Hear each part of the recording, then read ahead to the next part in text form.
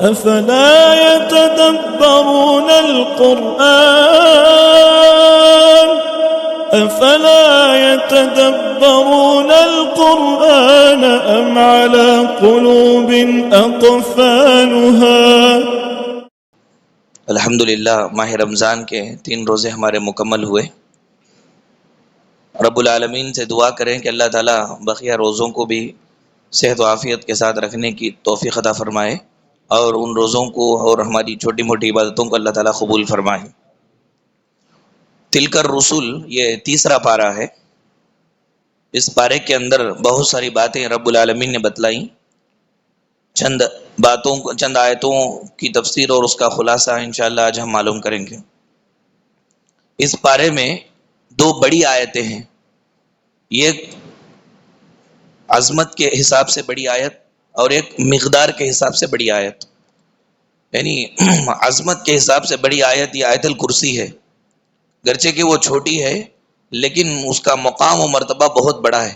آیت الکرسی یہ تیسرے پارے کے اندر ہے۔ اللہ کے نبی یعنی اس آیت الکرسی کے اندر اللہ تعالیٰ کا نام 17 جگہ پر آیا ہے اور 20 پر 6 صفات اللہ تعالیٰ نے اپنے اس آیت الکرسی میں ذکر فرمائے۔ 20 پر 6 صفاتی نام اللہ کے ہیں۔ ہر نماز کے بعد اس آیت الکرسی کو پڑھنے سے بندہ اور جنت کے بیچ میں موت ہی آڑ ہے، فاصلہ ہے۔ موت اگر آ جائے تو جنت میں چلا جائے گا بندہ ہر نماز کے بعد اس کی پابندی کرنے سے۔ اگر کوئی اس کو پڑھتا ہے تو شیطان سے محفوظ ہو جاتا ہے۔ اللہ کے نبی صلی اللہ علیہ وسلم صبح شام اس کو پڑھا کرتے تھے اور رات کو سونے سے پہلے اس کو پڑھتے تھے۔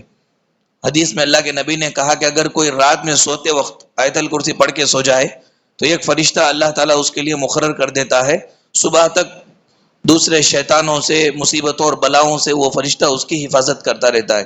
یہ آیت الکرسی کی فضیلت ہے۔ اس کے بعد مقدار میں بڑی آیت یہ آیت مداینہ ہے۔ آیت مداینہ لین دین کی آیت۔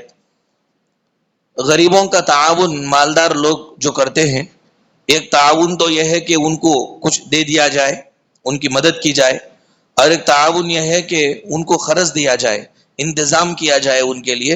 قرض بھی اگر دے تو یہ بہت بڑا عظیم عمل ہے۔ اللہ تعالیٰ نے آیت مداینہ میں جو مقدار کے حساب سے بڑی آیت ہے اس پارے میں، اس میں یہ بات بتلایا کہ اگر کسی کو قرض دے رہے ہو تم تو کتنا دے رہے ہو، یا کوئی چیز ادھار دے رہے ہو تو کیا دے رہے ہو تم لکھ لو، پھر اس کے بعد 2 لوگوں کو گواہ بھی بنا لو۔ 2 لوگ نہیں ہیں تو 1 مرد اور 2 عورتوں کو گواہ بنا لو۔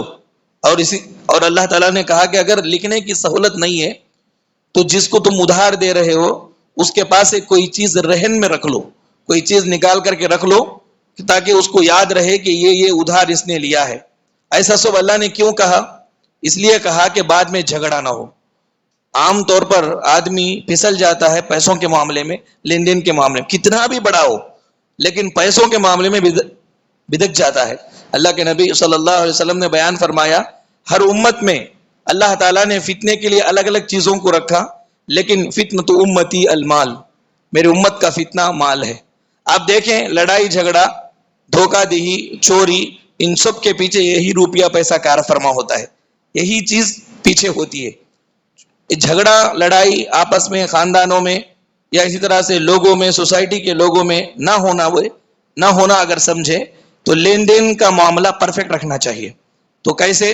کسی کو کچھ دے رہے ہو تو لکھ لو اور دونوں کو گواہ بنا لو۔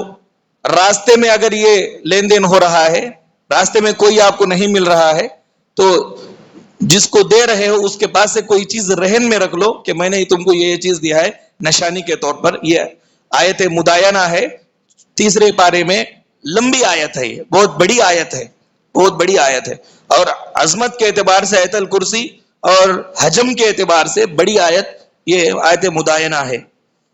اس کے بعد اللہ تعالیٰ نے اس بارے میں ابراہیم علیہ السلام نے بادشاہ نمرود کو جو توحید کی دعوت دی، توحید کی دعوت دینے پر بادشاہ نے ابراہیم علیہ السلام کو بلا کر کے جو بحث و مباحثہ ان دونوں میں ہوا اس کا ذکر ہے۔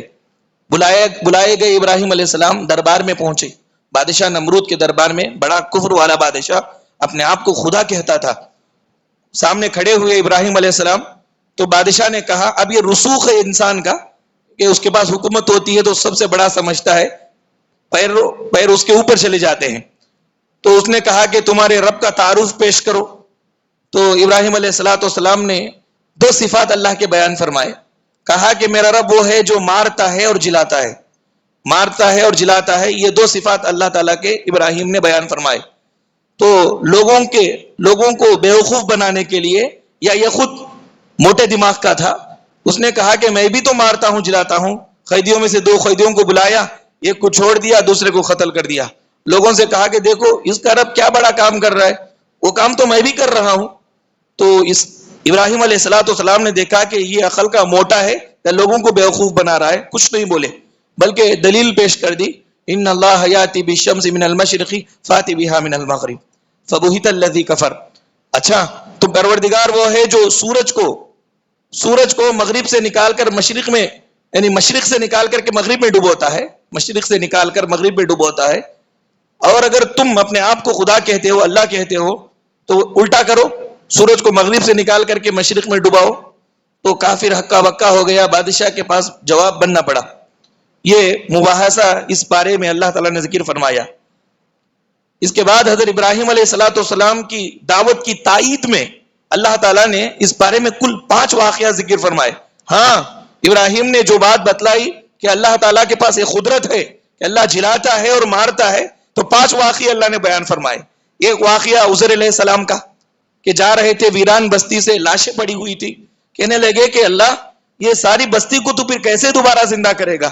100 سال تک اللہ تعالیٰ نے موت دے دی حضرت عزیر کو، وہیں پر مر گئے. 100 سال کے بعد جب یہ اٹھے تو اللہ تعالیٰ نے کہا کہ تمہارے گدھے کی طرف دیکھو، تمہارے توشے کی طرف دیکھو. تو گدھے کی ہڈیاں ادھر ادھر پڑی ہوئی تھی. 1 سال سو گئے، 1 سال مر گئے. پھر اس کے بعد پورے ہڈیاں ملی، گوشت بنا، گدھا پھر نارمل ہو گیا. اللہ تبارک و تعالیٰ نے کہا کہ اس طرح میں قیامت کے روز سارے کے سارے مردوں کو زندہ کرتا ہوں. یہ تائید میں تھی حضرت ابراہیم کی. ابراہیم علیہ السلام نے بادشاہ کے پاس جو صفات اللہ کی ظاہر فرمائی کہ اللہ میرا وہ ہے جو مارتا ہے جلاتا ہے، تو بے شک ابراہیم نے صحیح کہا. اس کی تائید میں اللہ تعالیٰ نے عزیر علیہ السلام کا واقعہ، عزیر کو مار دیا. پھر 100 سال کے بعد اللہ تعالیٰ نے ان کو پھر زندہ کیا. پھر ابراہیم علیہ السلام نے خود سوال کیا تھا کہ اللہ بروز قیامت مردوں کو تو کیسے زندہ کرے گا. ابراہیم سے اللہ نے کہا کہ یقین نہیں ہے. کہا کہ یقین تو ہے، اطمینان قلب کے لیے، دل کو سکون کے لیے یہ بات پوچھتا ہوں. تو اللہ تعالیٰ نے کہا کہ 4 پرندے لو، مانوس کر لو، جس طرح طوطے کو انسان مانوس کر لیتا ہے.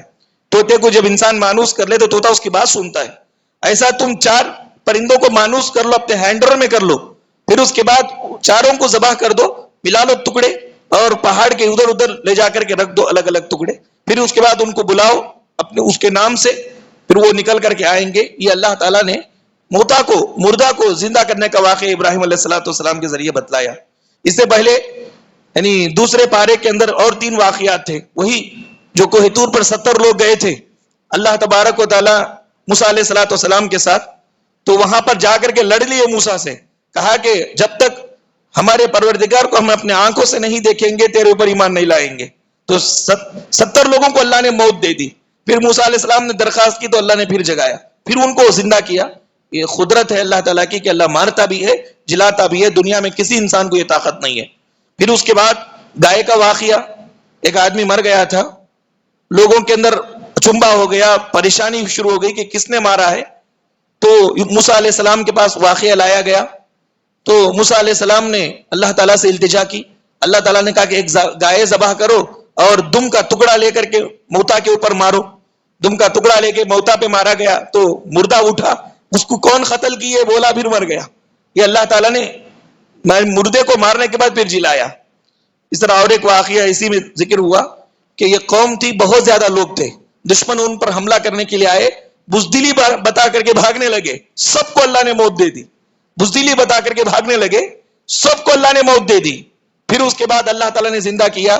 سارے لوگوں کو یہ بتایا کہ تم موت سے بھاگ رہے تھے، موت سے کوئی نہیں بھاگ سکتا، ویسے مرو گے جیسے اب تم مر گئے. یہ اللہ تبارک و تعالیٰ نے ابراہیم علیہ السلام نے جو بادشاہ کے سامنے رب کی تعریف میں جو کہا تھا کہ اللہ وہ ہے جو مارتا ہے اور جلاتا ہے، اس کے ثبوت میں اللہ تعالیٰ نے 5 واقعہ ذکر فرمائے. اس کے بعد میرے بھائیوں، سود کی برائی اس پارے میں بیان ہوئی، وڈی سود کی برائی، فرمایا یمحق اللہ الربا ویربی الصدقات، اللہ سود کو مٹا دیتا ہے، سود کا لینا دینا اس میں رہنا بے برکتی ہے، اور سود یہ دنیا دار لوگوں کی نشانی ہے، خود غرض لوگوں کی پہچان ہے، شیطان کی مداخلت اس میں ہوتی ہے، اللہ اس کے رسول سے لڑائی کرنے کے مترادف ہے، فرمایا فاذنوا بحرب من اللہ ورسولہ، اللہ اس کے رسول سے جنگ کرنے کے لیے تیار ہو جاؤ۔ مفسرین کہتے ہیں اس آیت کریمہ کے اندر کسی سے لڑائی کرنے والے ہو تو کم سے کم مقابل کا تو اندازہ کر لو، مقابل کے طاقت کا تو اندازہ کرو، مقابل کون ہے؟ سودی لین دین کرنے والا ادھر ہے، مقابل میں اللہ ہے، رسول اللہ ہے۔ اب دیکھو کم سے کم مقابل کا تو اندازہ کیا جاتا ہے، دشمن کتنے طاقتور ہے، کتنے ہتھیار ہے اس کے پاس لڑنے کے لیے، خفیہ طور پر معلوم کر لیتے ہیں۔ تو آپ دیکھ لیں کہ سود خور کس سے لڑ رہا ہے؟ اللہ تعالیٰ سے لڑ رہا ہے، پھر راتوں میں اٹھ کے قیام کرتا ہے، اللہ تعالیٰ سے دعائیں مانگتا، اللہ مجھے معاف کر، مجھے معاف کر، پھر صبح میں سودی بیبار میں رہتا ہے، تو یہ صبح میں جنگ کرتا ہے اللہ تعالیٰ سے دشمن بن کر کے، راتوں میں نمازوں میں پھر اللہ سے دعا کرتا ہے کہ اللہ مجھے معاف کر، معافی ملے گی اس کو؟ گندے نالی میں رہ کر کے پھر گندگی سے نجات پانے کی کوشش کر رہا ہے، پھر گندے نالی میں ہی رہ رہا ہے، تو کیا اس کو نجات ملے گی؟ یہ نجات نہیں ہے کہ آدمی سودی لین دین میں رہے، پھر سود سے پناہ مانگے، پھر سود میں رہے، سود سے پناہ مانگے، ایسا نہیں ہوتا ہے، بلکہ اس کو اس پہ سے نکلنا ہے، پھر اس کے بعد اس کی توبہ اللہ تعالیٰ قبول فرمائیں گے۔ تو اس پارے کے اندر اللہ تعالیٰ نے سود کی برائی بیان فرمائی، اس کے بعد اللہ تعالیٰ نے کہا کہ صدقے کی فضیلت بیان فرمائی اور اس کے آداب ذکر فرمائے۔ مومنوں سے کہا یا ایھا الذین آمنوا انفقوا مما رزقناکم، مومنوں ہم نے جو تمہیں دے رکھا ہے اس میں سے خرچ کرو۔ اس کی ایک چھوٹی مثال اگر ہم دیکھیں گے، میں نے آپ کو کچھ روپیے دیے، پھر آپ سے یہ کہا کہ ان روپیوں میں سے کچھ دوسروں کو دو، تو یہ آپ کا اپنا مال بھی نہیں ہے وہ، بلکہ میرا دیا ہوا مال ہے، اس میں سے میں خود کہہ رہا ہوں کہ فلاں کو اتنا دے دو۔ تو اگر کوئی آدمی خود اس کا مال بھی نہیں ہے بلکہ یہ ایک آدمی کا دیا ہوا مال ہے اور وہی آدمی بول رہا ہے دوسروں کو دو، تو یہ نہ دے، تو یہ سب سے بڑا بخیل ہے، سب سے بڑا بخیل ہے، لال ہو جاتے ہیں آنکھ اس کی۔ اللہ تبارک و تعالیٰ نے مال کے تعلق سے کچھ ایسا ہی تصور پیش کیا، مومنوں سے کہا کہ جو کچھ ہم نے تم کو دیا ہے اس میں سے ہمارے راستے میں خرچ کرو۔ تو یہ مال اللہ کا دیا ہوا ہے، ایک مومن کے ایمان کا تقاضا ہے۔ مومن کا ایمان کیا چاہتا ہے؟ مومن کا ایمان نماز چاہتا ہے، مومن کا ایمان رمضان کے روزے چاہتا ہے، مومن کا ایمان اگر وہ طاقت والا ہے تو حج چاہتا ہے، ویسے ہی مومن کا ایمان یہ چاہتا ہے کہ اللہ نے اس کو جو دیا ہے اس میں سے وہ خرچ کرے۔ یہ مومن کے ایمان کا تقاضا ہے، اگر وہ خرچ نہیں کرے گا تو وہ سچا پکا مومن بھی نہیں ہے۔ چنانچہ اگر کوئی آدمی دیتا ہے تو اللہ تبارک و تعالیٰ نے مثال بیان فرمائی کہ ایک دانہ بونے پر وہ دانہ جھاڑ بن کر کے 700 دانے دیتا ہے، ویسے ہی اللہ تعالیٰ کے راستے میں 1 روپیہ اگر تم دو گے 700 اس سے بڑھ کر کے انسان کے اخلاص کے حساب سے زیادہ وہ انسان پا لیتا ہے۔ دیتے وقت کچھ شرائط ہے، کچھ ضابطے ہیں، اللہ نے بیان فرمایا کہ خالص اللہ کو خوش کرنے کے لیے دے، ریاکاری کے لیے نہیں۔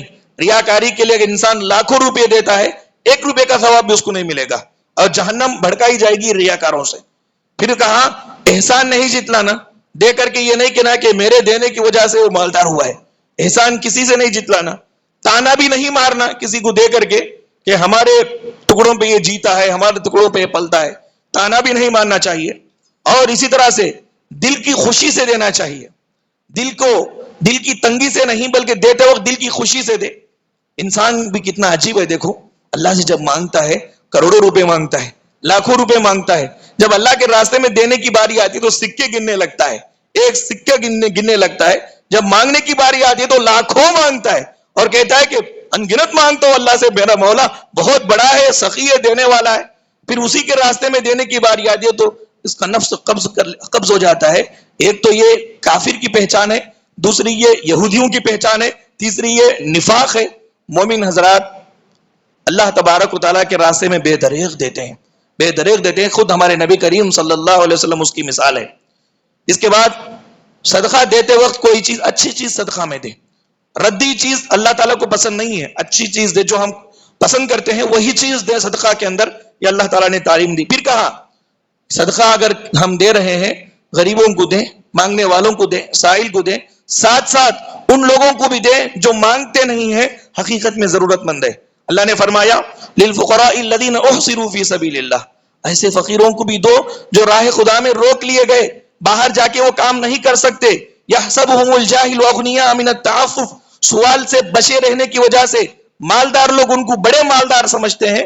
اے نبی آپ ان کو ان کی پیشانی سے پہچان لیں گے. تعریفهم بسیماهم، ان کی پہچان یہ ہے کہ لا یسألون الناس الحافا، لوگوں سے لپٹ کر نہیں مانگتے. ابو ہریرہ رضی اللہ تعالیٰ عنہ حدیث رسول کی خدمت میں لگے ہوئے تھے، ہمیشہ علم کی خدمت میں، علم حاصل کرنے میں بھوک کا یعنی کمائی کا کچھ زیادہ خیال نہیں تھا.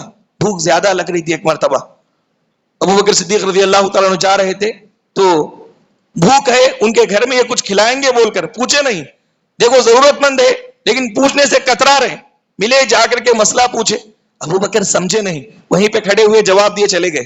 عمر فاروق گزر رہے تھے، سمجھا کہ ان کے پاس کچھ مل جائے گا کھانے کے لیے، باتیں کرنے کے بہانے گھر لے جائیں گے، کچھ کھلائیں گے. چنانچہ بات کرنے کے لیے گئے، مسئلہ پوچھ رہے تھے، وہیں پہ رکے عمر فاروق اور بول کے چلے گئے. اللہ کے نبی صلی اللہ علیہ وسلم کا گزر ہوا. وہ تو اللہ کے نبی صلی اللہ علیہ وسلم تو خاتم الانبیاء اور انسان کے دل کی کیفیت کو بھی جانتے تھے کہ کون سی بیماری کے اندر مبتلا ہے. یہ اللہ کے نبی کو اللہ تعالیٰ نے یہ خاص علم دیا تھا. اللہ کے نبی صلی اللہ علیہ وسلم کے پاس گئے. ابو ہریرہ کہا رسول اللہ یہ مسئلہ کیسا ہے؟ آؤ بتاتا ہوں. لے کے گئے، گھر گئے، بٹھائے، تحفے میں دودھ آیا ہوا تھا. ابو ہریرہ سے کہا کہ خوب پیو، تھوڑا پیو اور پیو اور پیو. ابو ہریرہ کہتے ہیں کہ پیٹ بھر کر کے میں نے دودھ پی لیا. اللہ کے نبی کو معلوم تھا کہ ابو ہریرہ بھوکے ہیں.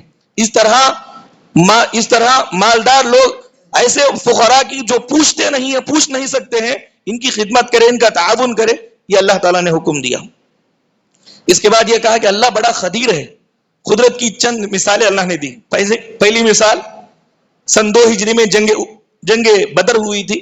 313 صحابہ تھے، 1000 کافر کا لشکر پورے سامان کے ساتھ ہار گیا، 313 جیت گئے. یہ اللہ تعالیٰ کی قدرت تھی، اللہ نے جتایا ان کے ایمان کی وجہ سے.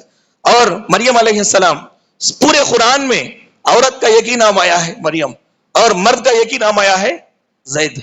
پورے قرآن کے اندر مریم علیہ السلام کا نام ایک ہی نام، کسی عورت کا نام نہیں ہے قرآن میں، مریم علیہ السلام کا نام ہے. اللہ تبارک و تعالیٰ کی قدرت دیکھو کہ اللہ تبارک و تعالیٰ نے بے موسم ان کو پھل دیتا تھا. زکریا علیہ السلام ان کے ذمہ دار تھے، خالو لگتے تھے. زکریا علیہ السلام مریم کے پاس جاتے تو بے موسم پھل وہاں پہ پاتے. وہ موسم پھل کا نہیں ہے، وہ پھل وہاں پہ رہتا. تو کہتے کہ یا مریم انا لکی ھذا، مریم یہ سب کہاں سے آئے، تجھ کو کون لا کے دے رہے؟ تو کہتی قالت هو من عند اللہ، اللہ کے پاس سے قدرت ہے، اللہ تعالیٰ کی اللہ پہنچا دیتا تھا. 2 بات. اور تیسری بات اس پارے میں اللہ نے اپنی قدرت کی بتلائی کہ بڑھاپے میں زکریا کو بچہ اللہ نے دے دیا. بیوی بانج تھی، پہلے سے بچے نہیں ہوتے تھے، خود بھی زکریا بوڑھے ہو گئے تھے، لیکن اللہ سے مایوس نہیں ہوئے. قال رب انی وہن العظم منی واشتعل الراس شیبا ولم اکن بدعائک رب شقیا. کہا کہ پروردگارا بال سفید ہو گئے، ہڈیاں کمزور ہو گئی، تجھ سے مانگ کر کے میں کبھی مایوس نہیں ہوا، جو بھی میں نے مانگا تو نے دیا. اللہ مجھے اولاد عطا فرما. اللہ تبارک و تعالیٰ نے زکریا کے بڑھاپن میں ان کی بیوی کے بانج ہوتے ہوئے صحیح کر کے اولاد دے دیا. اللہ کے انسانوں کے پاس ہے وہ ناممکنات، یعنی امپاسبل پاسبل انسانوں کے پاس، اللہ کے پاس کوئی ناممکن نہیں ہے، سب ممکن ہے. اللہ کے پاس سب ممکن ہے. انہ اذا اراد شیئا ان یقول له کن فیکون. اللہ کی شان یہ ہے کہ کسی کام کو اللہ کہتے ہو جا تو وہ ہو جاتا ہے. چنانچہ اللہ تعالیٰ نے اپنی قدرت کا اظہار فرمایا اس بارے میں کہ زکریا علیہ السلام کو بڑھاپے میں بچہ دیا. اب دیکھیں کوئی آدمی مایوس ہے کسی چیز کو کے نہ ملنے کی وجہ سے، کسی کام کے نہ ہونے کی وجہ سے، مایوس نہ ہو. پروردگار کی ذات بہت بڑی ہے، مانگتے رہے، اللہ تعالیٰ کی عبادت کرتے رہے، اللہ تعالیٰ اس کو ضرور دے دیں گے. اور چوتھی قدرت کی مثال، عیسیٰ علیہ السلام کو بغیر باپ کے اللہ نے پیدا فرمایا. عیسیٰ علیہ السلام کو بغیر باپ کے اللہ نے پیدا فرمایا. مریم علیہ السلام کو جب خوشخبری دی گئی عیسیٰ علیہ السلام کی تو مریم نے کہا قالت ربی انا یکون لی ولد ولم یمسسنی بشر ولم اک بغیا. اللہ میں بری عورت بھی نہیں ہوں اور مجھے کوئی مرد چھوا بھی نہیں، مجھے بچہ کیسے ہو سکتا ہے؟ فرشتوں نے کہا کہ قال کذالک، ایسا ہی ہوگا، یہ اللہ کا حکم ہے، یہ قدرت ہے اللہ تعالیٰ کی کہ جیسے چاہے پیدا کرتا ہے. رب العالمین جیسے چاہے اللہ تعالیٰ پیدا کر سکتا ہے. چنانچہ آدم علیہ السلام کو بغیر ماں باپ کے اللہ نے پیدا کیا، حوا کو بغیر ماں کے پیدا کیا، اس طرح عیسیٰ علیہ السلام کو بغیر باپ کے اللہ نے پیدا کیا. باقی سارے لوگوں کو ماں باپ یعنی مرد اور عورت سے اللہ تعالیٰ نے پیدا کر یا جیسے چاہتا ہے وہ پیدا کر سکتا ہے. اس کے پیدائش میں اس کے پیدا کرنے کے کام میں کون اعتراض کر سکتا ہے؟ میرے بھائیو، اس بارے میں اللہ نے یہ باتیں بتلائی. اس کے بعد یہ بتلایا کہ ہر کتاب جو رائٹر لکھتا ہے دنیا میں، وہ کتاب پڑھتے ہوئے بعض باتیں جلدی سمجھ میں آ جاتی ہے انسانوں کو، بعض باتیں سمجھ میں نہیں آتی. ایسے ہی جو باتیں سمجھ میں آ جاتی ہے قرآن کی زبان میں اس کو محکم آیات بولتے، اور جو سمجھ میں نہیں آتی قرآن کی زبان میں اس کو متشابہ آیات بولتے. یہ اس لیے کہ قرآن قیامت تک ہے اور انسان کی عقل اس کے زمانے تک محدود ہے. اب یہ کب تک جیے گا تب تک کا ہی یہ مکلف ہے، اس کا علم ہے. قرآن تو اب قیامت کی صبح تک ہے. چنانچہ بعض باتیں متشابہ آیتیں قرآن میں ایسی ہیں اب فی الوقت انسان کو سمجھ میں نہیں آتی، وقت درکار ہے اس کو سمجھ میں آنے کے لیے.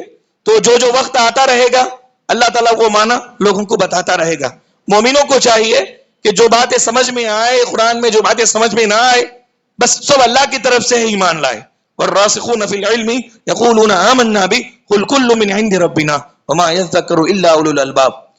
کہ علم کے اندر جو رسوخ پیدا کرنے والے لوگ ہیں وہ یہی کہتے ہیں کہ یہ بات ہم کو سمجھ میں نہ آئے کوئی بات نہیں، لیکن یہ سب اللہ کی طرف سے ہمارا ایمان ہے. قرآن میں کتنی قسم کی آیتیں ہیں؟ 2 قسم کی آیتیں. ایک محکم آیتیں جس کا معنی مطلب سمجھ میں آ جاتا ہے، دوسرا متشابہ آیتیں جس کا معنی مطلب صاف سمجھ میں نہیں آتا. تو صاف سمجھ میں نہیں آتا تو انکار نہیں کرنا ہے. مومن کو چاہیے کہ ہم کو گچے کے چھوٹے عقل کو سمجھ میں نہیں آ رہا ہے لیکن اللہ تعالیٰ کی طرف سے یہ حق ہے، اس کو ہم مانتے ہیں. فَمَن يَعْمَلْ مِثْقَالَ ذَرَّةٍ خَيْرًا يَرَهُ وَمَن يَعْمَلْ مِثْقَالَ ذَرَّةٍ شَرًّا يَرَهُ. جب یہ آیت کریمہ اتری تو مکے کے اندر لوگوں میں اچنبھا ہو گیا، الگ طریقے سے ہنسنے لگے پیارے نبی پر کہ ذرہ برابر بھی اگر کوئی آدمی کام کرے گا تو وہ دیکھ لے گا. کیسے دیکھ لے گا؟ اب یہاں پر کر رہا ہے، قیامت کے روز کیسے دیکھ لے گا؟ ابھی دنیا کے اندر مائکرو چپ آ کر کے یہ بات بتا دی کہ چھوٹا کام بھی تم کرو، اس کو سیو کرو، 50-60 سال کے بعد پھر اس کو پلے کرو، ویسے ہی وہ پلے ہوگا جیسے ریکارڈ کرتے وقت تھا. تو مائکرو چپ آ کر کے وہ آیت کریمہ کا معنی سمجھا دی. مائکرو چپ آئی تو وہ آیت کریمہ کا معنی سمجھ میں آ گیا. اس وقت سمجھ میں نہیں آیا کیسے ریکارڈ ہوگا، معلوم نہیں تھا، ریکارڈنگ کا کوئی آلہ نہیں تھا. ایسا قرآن کریم کی آیات زمانے کو چاہتی ہیں. زمانہ آگے آتا جائے گا کیونکہ قیامت تک ہے، یہ آگے آتا جائے گا تو جو معنی ہم کو سمجھ میں نہیں آئے بعد میں وہ کھل کر کے سامنے آتے رہیں گے. اس کو متشابہ آیت کہتے ہیں. اللہ نے بیان فرمایا هو الذی انزل علیک الکتاب منہ آیات محکمات ہن ام الکتاب واخر متشابہات. اس کے اندر اللہ نے قرآن کریم نازل فرمایا، محکم آیتیں بھی ہیں، متشابہ آیتیں بھی ہیں. سب پر ہمارا ایمان ہونا چاہیے. اس بارے میں اللہ تعالیٰ نے عیسائیوں کو اسلام کی طرف جو دعوت دی گئی اس کا تذکرہ فرمایا. پھر یہ کہا عزت کا مالک اللہ ہے، کرسی اور تخت دیے بغیر بھی اللہ تعالیٰ عزت دینا چاہے تو دے سکتا ہے، اور ذلت بھی اللہ کے ہاتھ میں ہے، کرسی اور تخت پر بٹھا کر کے بھی اللہ ذلیل کر سکتا ہے. قل اللہم مالک الملک تؤتی الملک من تشاء وتعز من تشاء وتذل من تشاء. تو اللہ تبارک و تعالیٰ کے پاس عزت ہے، انسان کے پاس عزت نہیں ہے. عزت کے لیے انسانوں کے پاس نہیں جانا چاہیے، اللہ تعالیٰ کی عبادت کرنا چاہیے. پھر اس کے بعد کہا کہ عیسائی اور یہودی یہ ایک ہیں مسلمانوں کے خلاف رہنے میں. الکفر ملت واحدہ ہے، کفر جو ہے ایک ہی ملت ہے، مسلمانوں کے خلاف آئیں گے. دیکھو عیسائی اپنے طور پر ہیں اور یہودی اپنی جگہ پر ہیں، یہ دونوں میں دشمنیاں ہیں، لیکن جب مسلمانوں کے لیے وہ سب ایک پلیٹ فارم پہ آ جاتے ہیں. مسلمانوں کے خلاف اللہ نے بیان فرمایا یہ مسلمانوں کے خلاف نہیں، حق کے خلاف ہیں، حق کے خلاف ایک ہو جاتے ہیں. یہ کفر کی پہچان ہے، الکفر ملت واحدہ، کفر سب ایک ہی ہے. گچے کے اندر ان کی کتنے بھی دشمنیاں ہوں، حق کے اوپر جب یہ آتے ہیں تو سب ایک ہو کر کے آتے ہیں. یہ بات اللہ نے اس پارے کے اندر بیان فرمائی. پھر کہا عیسائیوں کا عقیدہ بیان کیا کہ عقیدہ غلط عقیدہ، ان کا برا عقیدہ یہ اللہ، مریم اور عیسیٰ یہ تینوں مل کر کے خدا ہیں، سب یہ تینوں مل کے کائنات چلا رہے ہیں. نعوذ باللہ من ذالک. ان کا یہ عقیدہ ہے جو اس بارے میں ذکر ہوا. پھر اس کے بعد یہ کہا سارے انبیاء کی دعوت کا خلاصہ کیا ہے. انبیاء کرام آئے تو ان کی دعوت کا خلاصہ کیا تھا؟ ان کی دعوت کا خلاصہ یہی تھا کہ لوگوں کونوا ربانیین، اللہ والے بن جاؤ، کتاب کا علم سیکھو. یہ نیک لوگوں کی پہچان ہے کہ لوگوں کو اللہ سے جوڑتے ہیں. لوگوں کو اللہ سے جوڑنا یہ نیک لوگوں کی پہچان ہے. لوگوں کو اپنے طرف مائل کرنا یہ برے لوگوں کی پہچان ہے. لوگوں کو اللہ سے جوڑنا، یہ نیک لوگوں کی پہچان ہے۔ اس کے بعد اللہ تعالیٰ نے اس پارے کے آخر میں ایمان کی قدر بتلایا۔ ایمان کی قدر کیا ہے؟ کہا کہ ساری زمین کو سونے کا ٹکڑا بنا دیا جائے، ساری زمین کو سونا بنا۔ یہ تروم سننے کا رہا تو کیسا رہتا؟ اتنا روم سننے کا، ایک اتنا گڈھا سننے کا رہا تو آدمی پھولے نہیں سماتا، نہیں دکھتا، ایسا چلتے رہتا۔ ایسا پورے روم اگر سونے کا ہو جائے، ایسا پوری دنیا اگر سونے کی ہو جائے۔ اب دیکھو اللہ کے سامنے کھڑا ہوا ہے کافر، کہتا ہے کہ ساری دنیا سونا بنا کر کے اللہ فدیے میں لے لے، مجھے بچا دے، جہنم سے بچا دے۔ اللہ بولتے کہ ساری دنیا کا سونا نہیں چلے گا، ایمان چلے گا۔ اگر ایمان لے کے آئے ہو تو تم کامیاب رہو گے۔ ساری زمین کا سونا بھی مجھے نہیں چاہیے، ساری زمین کا سونا بھی بیکار ہے ایمان کی وجہ سے۔ وہ ایمان اللہ نے معمولی طور پر ہم کو دے دیا ہے، کتنی قدر ہم کو اس کی کرنی چاہیے۔ میرے بھائیو، یہ پارے کے آخر میں اللہ تعالیٰ نے یہ بات بتلائی۔ اللہ تعالیٰ سے دعا ہے کہ رب العالمین ہم تمام لوگوں کو ایمان کی قدر کرتے ہوئے اللہ تبارک و تعالیٰ کی مرتے دم تک عبادت کرتے رہنے کی توفیق عطا فرمائے، اور جناب نبی کریم صلی اللہ علیہ وسلم کی اطاعت و فرما برداری کرتے رہنے کی اللہ ہمیں توفیق عطا فرمائے۔ اللہ تعالیٰ ہمارے روزوں کو اور چھوٹی موٹی عبادتوں کو قبول فرمائے، اور اس کے بدلے میں اللہ تعالیٰ اپنی رضا ہمیں نصیب فرمائے۔ آمین۔ وآخر دعوانا ان الحمد للہ رب العالمین۔ سبحانک اللہم و بحمدک، اشہد ان لا الہ الا انت، استغفرک و اتوب الیک۔